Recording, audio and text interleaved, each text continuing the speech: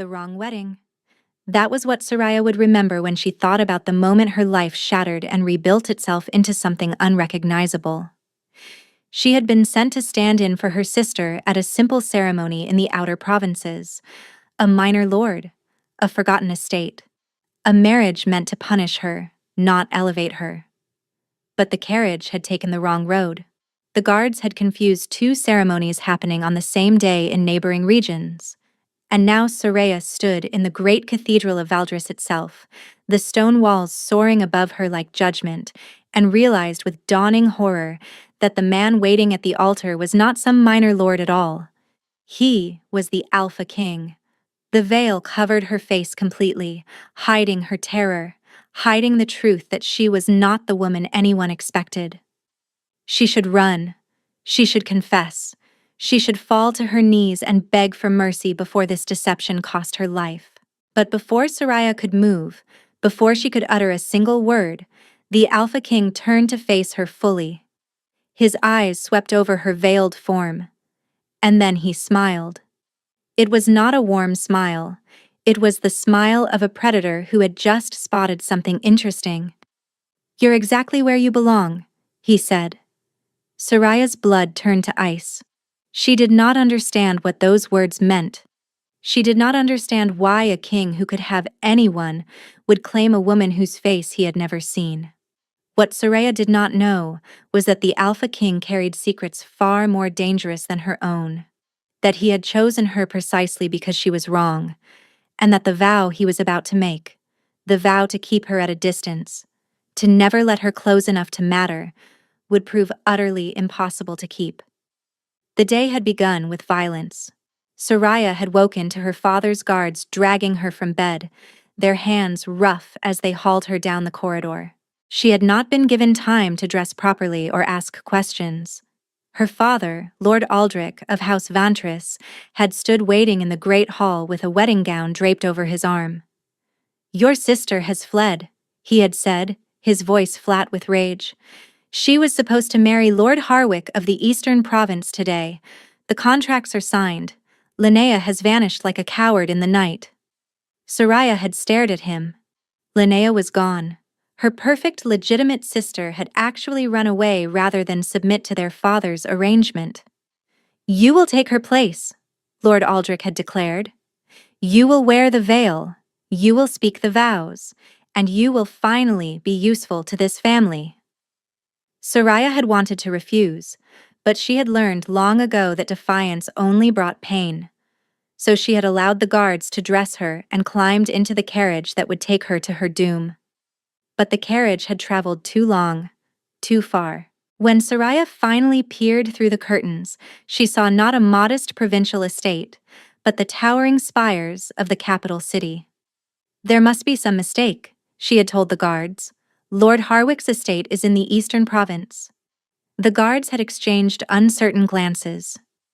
"Two ceremonies were scheduled for today," one admitted. "Lord Harwick's and the King's. The orders said the cathedral. This is the cathedral." This was the cathedral of the eternal moon, where kings took their queens. Before Soraya could protest, the doors swung open and she was pushed forward into a cathedral so vast it stole her breath.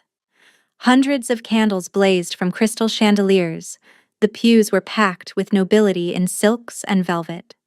And at the far end of the aisle stood a man who could only be the Alpha King himself.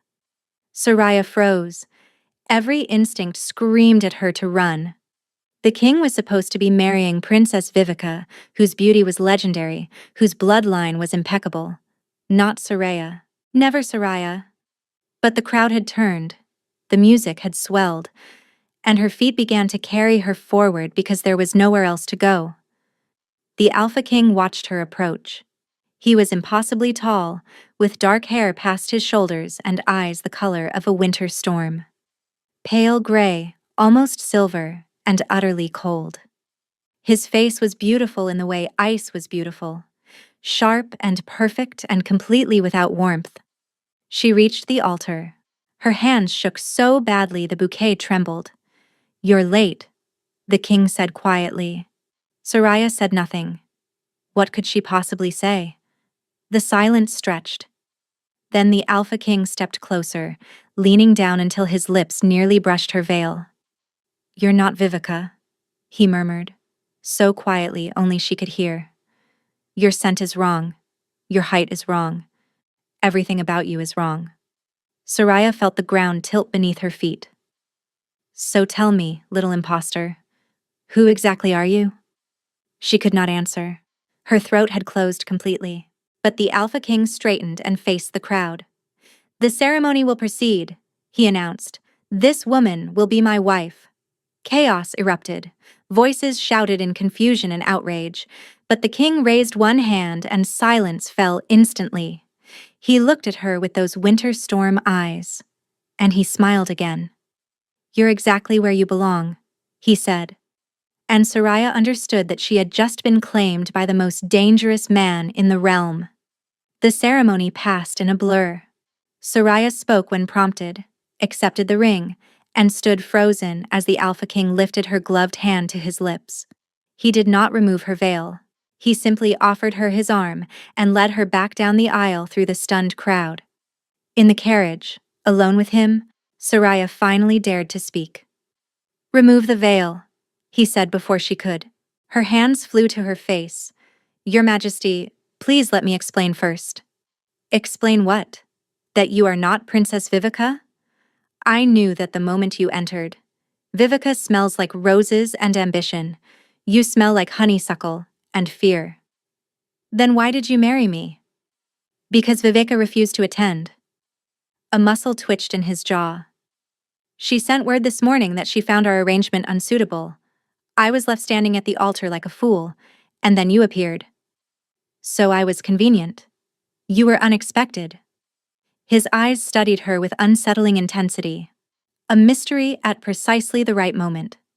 Soraya explained about her sister, the guard's confusion, the wrong road to the wrong ceremony. For a long moment the king said nothing. Then he laughed, sharp and brief. "Lord Harwick," he repeated. "That ancient lecher who has buried 3 wives? Someone was sending you to him?" "My father. I was to take my sister's place." "And your father did not verify which ceremony his daughter was attending?" "I am not his daughter. Not truly. I am his bastard. He has never cared what became of me." The king fell silent. When he spoke again, something had shifted in his voice. "Remove the veil. I will not ask again." Soraya's hands trembled as she pulled the last pin free. The fabric fell away, and she raised her face to meet his gaze. She was not beautiful. Her features were too sharp, her skin too pale. She was simply ordinary. "You are not what I expected," he said finally. "I am sorry to disappoint you." "I did not say I was disappointed." The carriage rolled through the palace gates. "The marriage will stand," the king announced. "You are now Queen of Valdris. You will have chambers, servants, and all appropriate comforts." "And what do you want in return?" "An heir. Eventually. But beyond that, nothing." Soraya nodded slowly. "I have conditions," he continued. "You will not interfere with the kingdom's running. We will not share chambers. I will visit when necessary for heirs. And you will not attempt to make me love you. This marriage is a contract. I am incapable of love." "Incapable? Is that a choice or a condition?" His jaw tightened. "It is not your concern. Do you agree?" Soraya thought of her father's cruelty, of Lord Harwick's dead wives, of every moment she had spent hoping someone might see her as worth keeping. "I agree," she said quietly. "I have learned not to seek things that will never be given." "Then we understand each other. Welcome to your new life, Queen of Valdris." The chambers they gave her were larger than her father's entire house. Soraya stood in the center, overwhelmed by soaring ceilings, velvet furniture, and windows overlooking impossible gardens. Helene, her head lady-in-waiting, was kind and efficient. She explained the wardrobe being prepared, the seamstresses arriving tomorrow, the food that would be brought on silver platters. "You are queen now," Helene said gently. "You need exactly this much and more." By evening, Soraya had explored every corner of her chambers. She was reading by the fire when a knock came. She expected Helene. Instead, a man stepped through the door. Auburn hair, cruel features, contempt in his eyes. "So this is the creature who stumbled into my brother's wedding," he said. "Your brother?" "I am Prince Draven, the king's younger brother and heir, until you produce a whelp for him." He stepped closer. Soraya held her ground. "I know what you are," Draven continued. "Soraya Vantress, bastard daughter of a minor lord, wolfless, worthless." "I did not ask to be here." "No, you stumbled in like a lost lamb." He leaned close. "I do not know what game you are playing, but I will discover it. And when I do, I will ensure my brother sees you for exactly what you are. A fraud. A parasite. A stain on the throne." He left with a final warning. "Enjoy your borrowed time, little queen." Soraya sank into a chair, her legs suddenly weak, a hostile prince who wanted her destroyed. She was still shaken when another knock came. Softer this time. The door opened to reveal a woman so beautiful Soraya's breath caught. Golden hair, summer blue eyes, silk gown the color of cream. "I am Lady Vivica," she said sweetly. "I believe you are wearing the wedding gown meant for me." "I thought you refused to attend." Vivica laughed. "Is that Calder's version? I simply chose not to marry a man incapable of love." "What do you mean?" "The Alpha King is cursed. Has been since birth. He cannot feel warmth, joy, love. His heart is frozen solid." Vivica's smile sharpened.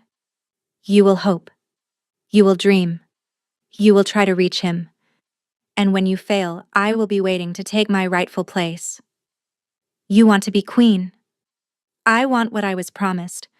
Calder's advisors will realize their mistake, and when they come to me, you will be disposed of." She tilted her head. "I wonder how long you will last." Soraya met her gaze. "I have survived worse than cold hands." Uncertainty crossed Vivica's face. Then she swept from the room. Soraya stared into the flames. A hostile prince, a scheming rival, a cursed husband. But as she sat in the firelight, something stirred in her chest. Not fear, determination. She would not run. She would not break. Whatever secrets the Alpha King carried, she would discover the truth. She had no other choice. 3 days passed before Soraya saw the king again. 3 days of elegant isolation, surrounded by servants who treated her like glass. On the 4th morning, Helene arrived with news. "The coronation is tonight. You are to be formally presented as Queen of Valdris." The great hall was a cathedral unto itself. Black marble columns, obsidian floors reflecting hundreds of candles, and packed with nobles whose expressions ranged from curiosity to contempt. Soraya wore midnight blue embroidered with silver thread. Her hair was pinned with sapphires. She looked, for the first time, like someone who mattered. The herald's voice rang out. "Her Majesty, Queen Soraya of House Valdris." She walked through the parting crowd toward the raised dais where Calder waited in black, beautiful and dangerous and inhuman. "Kneel," he said quietly. Soraya knelt on the cold obsidian floor. Calder descended with a silver crown set with pale blue stones. He administered the vows, and she answered each one clearly. When he placed the crown upon her head, it was heavy and cold. "Rise and take your place beside me." She climbed the steps and turned to face the court. "Behold your queen," Calder announced. "Any who question her right question me. Any who move against her move against the crown itself. This woman is under my protection until my last breath." The words were formal, expected, but something in his voice sounded almost like a promise. The court bowed. Even Draven, even Vivica. For one moment, Soraya felt what it might be like to belong. Then she caught Draven's eyes rising from his bow. The hatred there was absolute.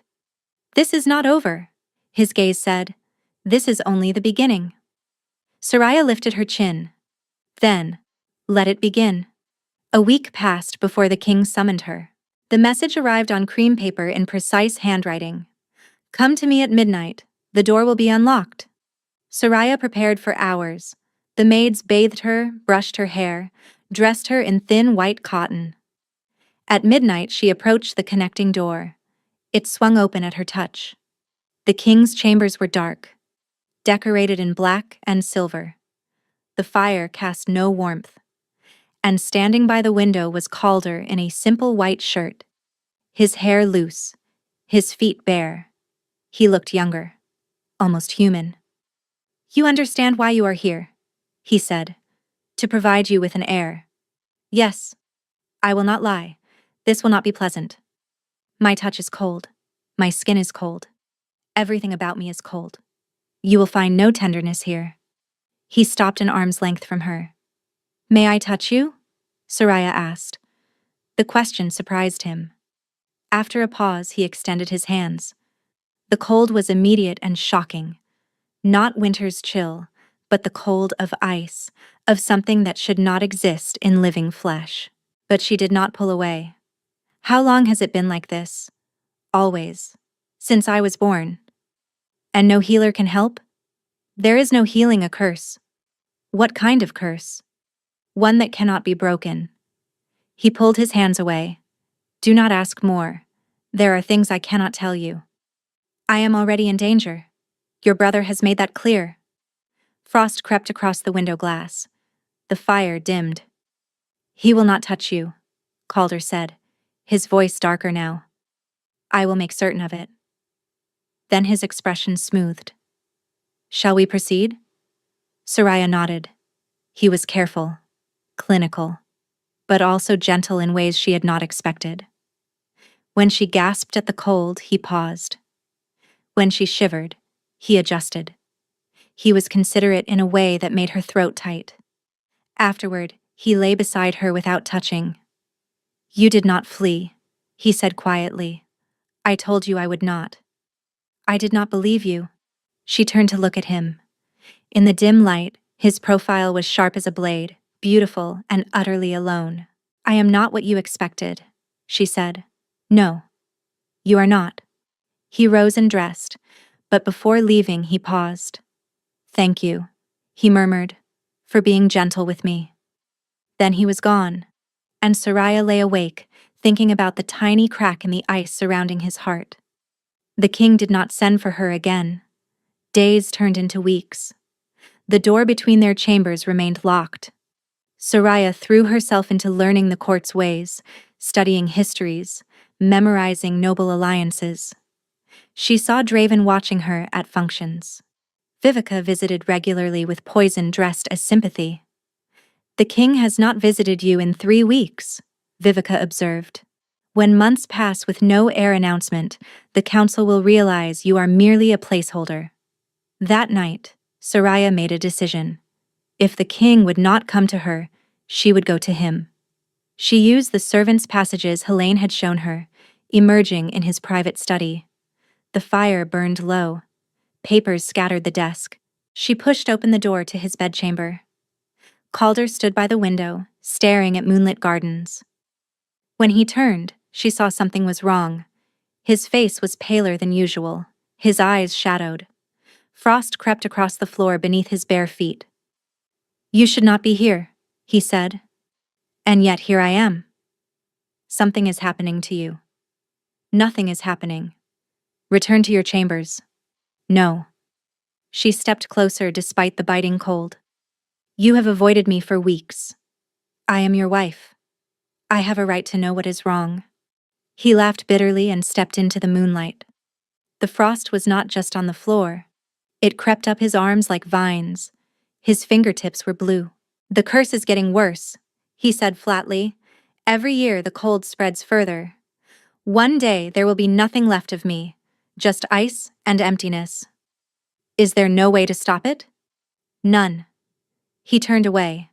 That is why I have kept my distance. The cold is dangerous. It spreads to everything I touch, everyone I care about. So you push me away to protect me. I push you away because I have no choice. Soraya moved toward him and took his frozen hand. The cold burned like fire, but she did not let go. I spent my entire life being pushed away, she said quietly. I will not let you do the same. For a long moment neither moved. Then Calder's fingers tightened around hers. Stay, he whispered. Just for tonight. She led him to the bed and wrapped herself around him, pressing her warmth against his frozen skin. Gradually, impossibly, the frost began to recede. Calder pulled her closer, his breath ragged. How are you doing this? He breathed. I do not know, but I am not going to stop. They lay tangled together as hours passed. And when dawn broke, his skin was warmer than she had ever felt it. He looked at her with eyes no longer quite so frozen. What are you? He whispered. I do not know, but perhaps we can find out together. 2 months passed. Soraya learned the rhythms of her new existence. Days navigating court politics, nights in Calder's arms, fighting back the cold. The king had changed. His eyes sought her across rooms. His hand found hers beneath tables. He spoke to her as someone whose presence he craved. One evening, as they dined privately, Soraya told him, I am with child. Calder went still. Then he crossed the distance between them, fell to his knees, and pressed his palm against her stomach. You are certain? The healer confirmed it today. A child. Joy filled his voice. He pulled her close. Thank you. Then he looked at her with something that terrified him. I need to tell you something I should have said long ago. He struggled for words. I know I said I could not feel, but these past months with you have been… He stopped. I do not know how to say this. Then show me. He kissed her desperately, the kiss of a man who had been drowning and finally found air. When he pulled away, they were both trembling. I love you, Calder said. The words came out raw and broken. I have loved you since the moment you refused to run from my cold. I have been terrified to admit it because I know what happens when I love. What happens? The curse responds to love. The more I feel, the stronger it becomes. If I love you completely, the cold will consume me entirely. Then love me in pieces. Love me carefully. I cannot love you carefully. His voice cracked. You are already everything to me. Then Soraya felt it, the temperature dropping, frost spreading across his skin. No, she gasped. Not now. Calder's eyes went wide with pain. His hand flew to his chest. Soraya, I am sorry. I should not have let myself feel… He collapsed. Calder. She caught him as he fell. His skin was ice, colder than ever. Frost crept across his face. Help! She screamed. The king is dying.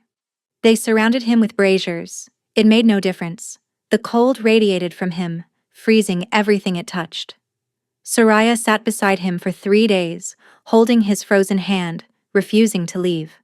On the second day, Helene had sent riders to the neighboring kingdom, seeking a witch powerful enough to understand ancient curses. The woman arrived on the 3rd night but said she needed time to study the magic before attempting anything. On the 4th day, Prince Draven came. Such a tragedy, he said with false sympathy. The king, felled by his own curse. Leave. With my brother incapacitated, someone must rule. And since you are merely a consort, that responsibility falls to me. He is not dead.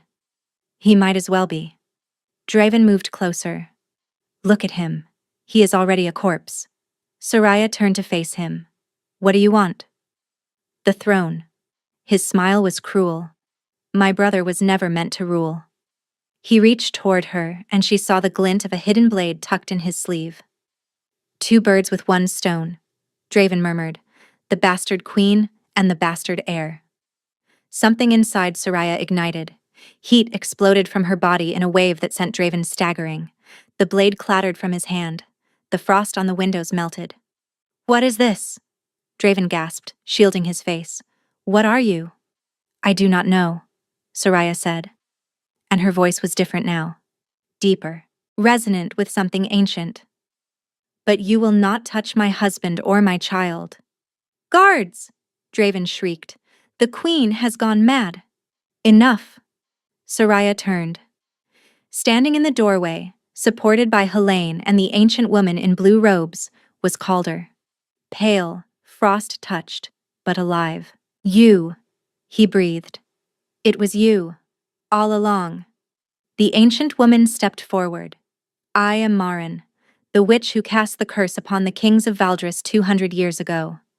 Witches of my order live far longer than ordinary humans, which is how I still survive.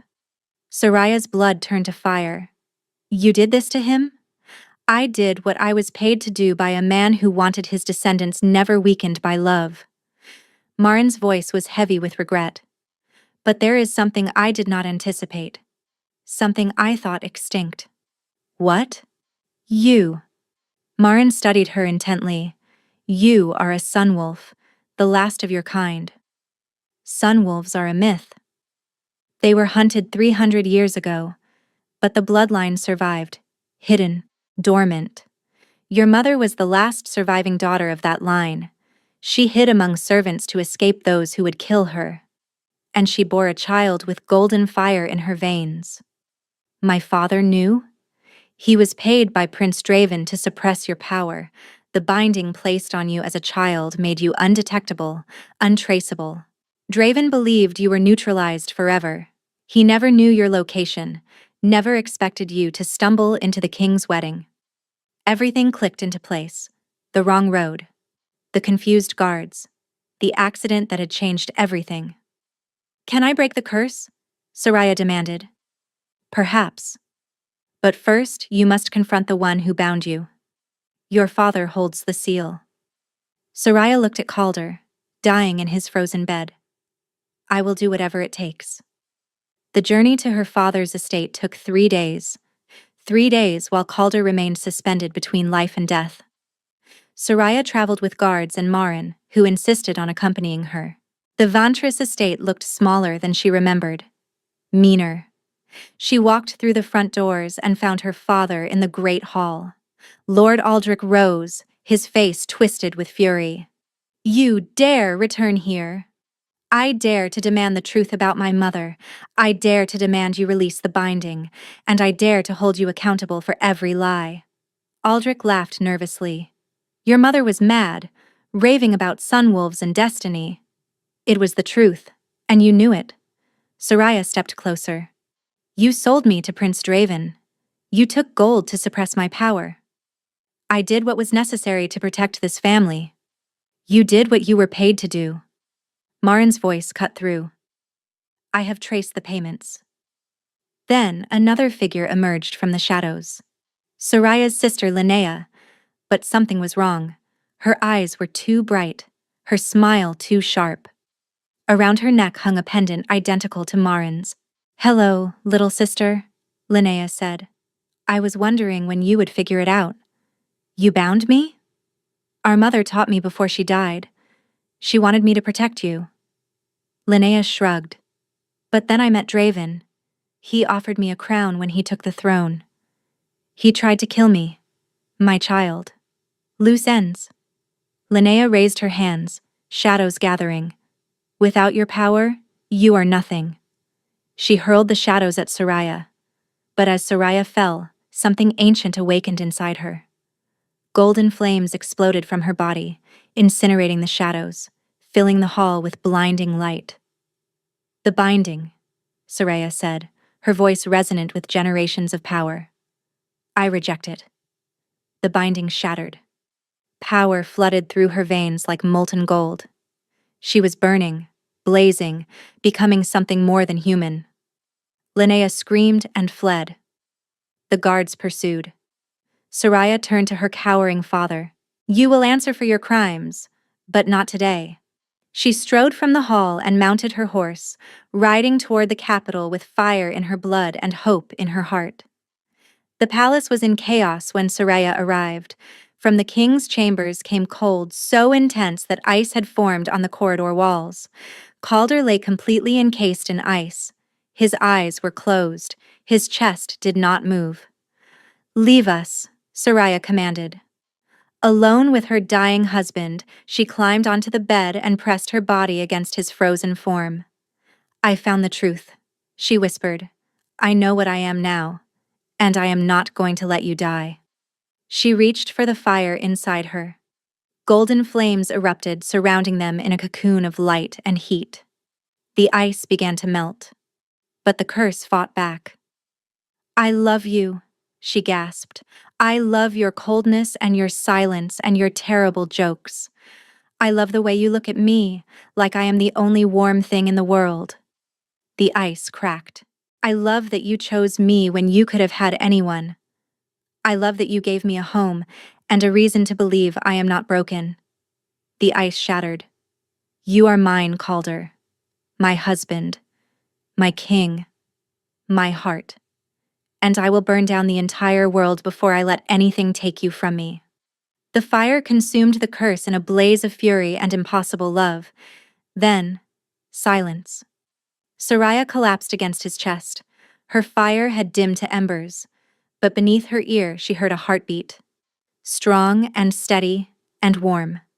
"Soraya." She looked up. His eyes were open, gray now, not silver with frost. "You came back. You called me back." His touch was warm, human, alive. "You burned through the curse." They emerged to find Draven captured and Linnea's power exhausted. Lord Aldrich was under arrest. Calder announced to the court that the curse was broken, that Queen Soraya had done what no one believed possible.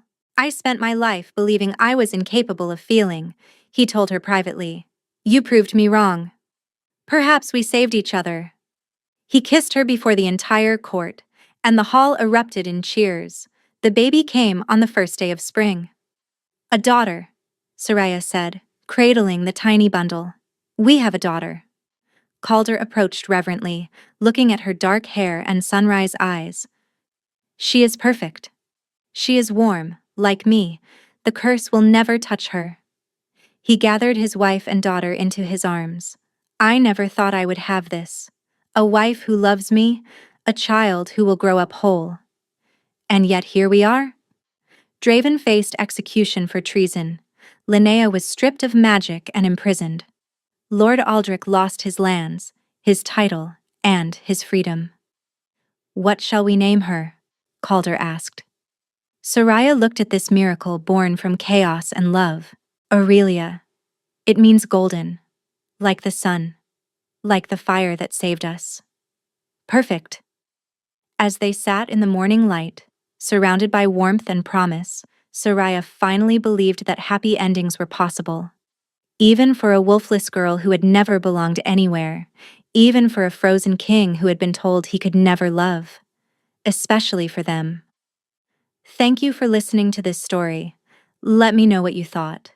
I always read your comments, and they mean more than you know. The wrong wedding. That was what Soraya would remember when she thought about the moment her life shattered and rebuilt itself into something unrecognizable. She had been sent to stand in for her sister at a simple ceremony in the outer provinces. A minor lord, a forgotten estate, a marriage meant to punish her, not elevate her. But the carriage had taken the wrong road. The guards had confused two ceremonies happening on the same day. And now Soraya stood in the great cathedral of Valdris itself, and realized with dawning horror that the man waiting at the altar was the Alpha King. The veil covered her face completely, hiding her terror. She should run. She should confess. But before Soraya could move, the Alpha King turned to face her. His eyes swept over her veiled form, and then he smiled. "You're exactly where you belong," he said. She did not understand what those words meant. She did not understand why a king who could have anyone would claim a woman whose face he had never seen. What Soraya did not know was that the Alpha King carried secrets far more dangerous than her own, that he had chosen her precisely because she was wrong, and that the vow he was about to make, the vow to never let her close enough to matter, would prove utterly impossible to keep.